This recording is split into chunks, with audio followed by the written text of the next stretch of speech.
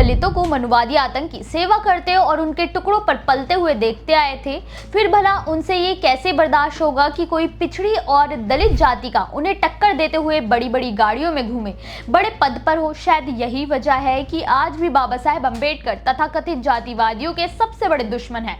नमस्कार, मेरा नाम है मोहिनी, आप देख रहे हैं भीमसेना। पिछले 24 घंटे में दलितों के साथ होने वाली खबरों के बारे में जानेंगे, जो इस वक्त आपको देश में दलितों की वास्तविक स्थिति से अवगत कराएंगे। साथ ही कैसे दलितों की प्रताड़ना को आज भी न्याय संगत करार दे दिया जाता है, इसके बारे में भी जानेंगे। दलितों से जुड़ा पहला मामला उत्तर प्रदेश के प्रतापगढ़ जिले से है, जहां एक 17 साल की दलित किशोरी के साथ सामूहिक दुष्कर्म करने का मामला सामने आने के बाद सनसनी फैल गई है। ये घटना प्रतापगढ़ जिले के अंतु पुलिस थाना क्षेत्र के चमनगंज बाजार के पास के एक गांव की है। पीड़िता को दिलीपपुर के खमपुर गांव के 3 लोगों ने अगवा किया था, जिसके बाद परिजनों ने तुरंत पुलिस को इसकी जानकारी दी। अगले दिन पीड़िता अपने गांव के बाहर बेहोश मिली थी। पीड़िता के साथ सामूहिक दुष्कर्म किया गया था।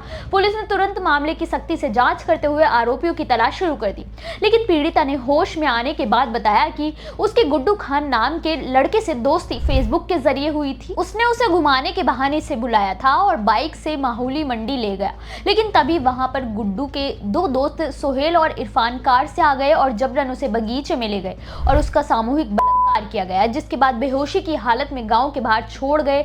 पुलिस ने गुड्डू को एक मुठभेड़ में गिरफ्तार कर लिया था, जिसके बाद एसओ अभिषेक सिंह सिरोही ने दूसरे आरोपी इरफान खान उर्फ खुन्ने को अंतु रेलवे स्टेशन से पकड़ा। वहीं तीसरे आरोपी की तलाश जारी है। हैरानी की बात तो यह है कि इतनी जागरूकता फैलाने के बाद भी बच्चे आखिर ऐसी गलती कैसे कर रहे हैं। वजह साफ है, ये जागरूकता असल में सभी जगहों पर पहुंच ही नहीं रही है। आपका क्या मानना है, हमें कमेंट करके जरूर बताएं। दलितों से जुड़ा अगला मामला मध्य प्रदेश के ग्वालियर कोर्ट के विवादित वकील अनिल मिश्रा को लेकर है, जिसने भले ही बाबा साहेब अम्बेडकर के बारे में अपशब्द कहकर प्रसिद्धि तो पा ली थी, लेकिन अब अनिल मिश्रा की बनावटी हिंदूवादी नीतियां सबके सामने उजागर हो गई हैं। खासकर वकील आशुतोष दुबे ने अनिल मिश्रा के गंदे इरादों की पोलपट्टी खोलते हुए कहा कि वो दलितों और पिछड़ों को भारत के लिए खतरा कहते हैं। SC/ST एक्ट कानून को खत्म करने के लिए एड़ी चोटी का जोर लगा रहे हैं, लेकिन अनिल मिश्रा ये बताएं कि जाति के नाम पर वो युवाओं को सड़कों पर उतारने के लिए भड़का रहे हैं, मगर कभी वो अपने बेटे को इस आंदोलन में क्यों नहीं लाते।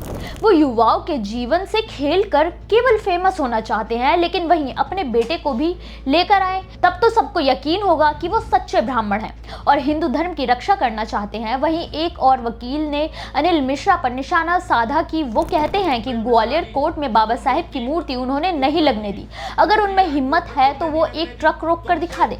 मूर्ति लगने से रोकने की बात तो दूर है, अनिल मिश्रा केवल हर काम का क्रेडिट लेना चाहते हैं, लेकिन ऐसा लगता है कि बाबा साहेब के खिलाफ बोलना और दलितों और पिछड़ों के खिलाफ बयानबाजी का असर खत्म हो गया और अब उनकी ही टीम में फूट पड़ गई है। अब देखना यह होगा कि अनिल मिश्रा अपनी छवि सुधारने के लिए किस दलित महापुरुष को निशाना बनाने के लिए तैयार कर रहे हैं। दलितों से जुड़ा अगला मामला भीम आर्मी चीफ चंद्रशेखर आजाद की तथाकथित एक्स गर्लफ्रेंड को लेकर है। एक तरफ आजाद यूपी के आगामी विधानसभा चुनाव को लेकर एक्शन मोड में है। उत्तर प्रदेश की जनता आजाद को अगला सीएम बनाने के लिए पूरा जोर लगा रही है। वहीं आजाद इस वक्त अपने वादों और इरादों के जरिए एक लोकप्रिय नेता बन गए हैं। तो वहीं रोहिणी घावरी ने भी आजाद के खिलाफ मोर्चा खोल दिया है। घावरी ने पहले ही समाजवादी पार्टी के मुखिया अखिलेश यादव से हाथ मिला लिया है और उनके लिए चुनाव प्रचार करने की बात की है। तो वहीं अब घावरी ने आजाद के खिलाफ बयानबाजी करते हुए कहा कि वो किसी भी हाल में आजाद को चुनाव नहीं जीतने देंगी और ना ही किसी से गठबंधन करने देंगी।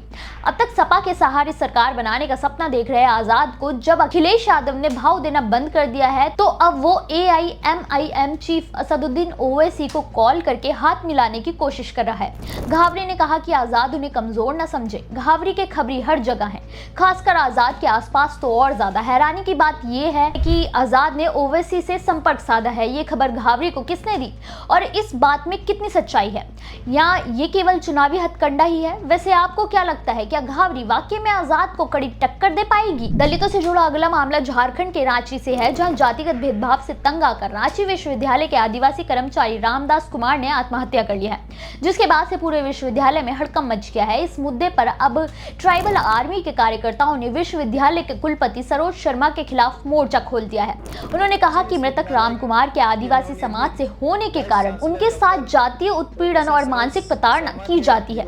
यहाँ तक कि उसने उसकी कई बार शिकायत की, लेकिन कोई सुनवाई नहीं हुई, जिससे आहत होकर राम कुमार ने आत्महत्या जैसा संगीन कदम उठा उठा लिया।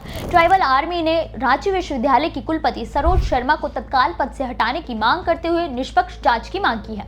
साथ ही दोषियों पर सख्त कार्रवाई करने की भी मांग की है ताकि पीड़ित परिवार को न्याय मिल सके।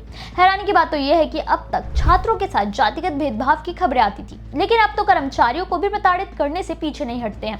ऐसे में भला कैसे वो शिक्षा पर और शैक्षणिक संस्थानों पर भरोसा कर सकेंगे? अब देखना यह होगा कि सरकार का इस पर क्या रुख होगा। दलितों से जुड़ा अगला मामला कर्नाटक के कालाबुरागी से है, जहां दलित परिवारों का सामाजिक और आर्थिक तौर पर बहिष्कार करने का मामला सामने आया है, जिससे दलित परिवार एक एक दाने के मोहताज हो गए हैं। साथ ही उनका आशियाना भी तबाह हो गया है। ये मामला कालाबुरागी के कामपल्ली तालुक के श्री रामारंगपुरा गांव का है, जहां पीड़ित दलित परिवार ने कर्नाटक मदिगारा रक्षा वेदिके के सदस्यों के साथ मिलकर बलारी में समाज कल्याण के सदस्यों से मुलाकात कर अपनी समस्या बताई। पीड़ितों में करीब 101 दलित परिवार शामिल है। उन्होंने बताया कि साल 2014 में राजस्व विभाग ने काफी विवाद के बाद दलित परिवार को गाँव में भीमनेनी सोमापा के कब्जे वाली लगभग 135 एकड़ जमीन जारी की थी, लेकिन इसका नतीजा ये हुआ कि गाँव के दूसरे समाज के लोगों ने उनका बहिष्कार करना शुरू कर दिया है।